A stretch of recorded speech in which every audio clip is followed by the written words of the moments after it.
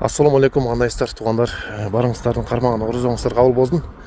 Туугандар, бүгүн Таластагы көк ойдо ушу улак болуп аткан экен да.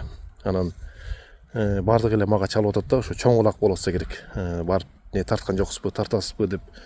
Мына түз эфирге да кирсем бардык эле суранышып атат, тартасыздарбы депчи. Той ээси чакырган жок негизи. Ушу финансы жагынан да бир аз кыйналса керек. Бир мазар мурун сүйлөшкөнбүз бирок. Чакырса бармакпыз. Анан эми туура болобу, туура эмес болобу билбейм. Номерим жазып койдум экрангачы. Сбор кылсаңар, мисалы, мени этибизди чыгарып берсеңер, мен таксиникен, меникин барып тартып беребиз. Анан улак көрөм деп ушул салым кылсаңар, мисалы, ушу номергечи. Обязательно WhatsAppка чегиңиздер, жибериңиздер. Монча салдым деп, монча котордум мен деп.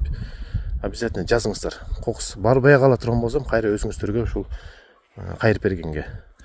Ушундай кылайык, Эмизе сурангандар эле көп болуп кетти. Барып тартпайсызбы депчи. Анан бул жолдорунда түшүндүрүп бердим. Өзүм мээнетимди, ошо таксинин немелерин. Түз эфирден. Ошол.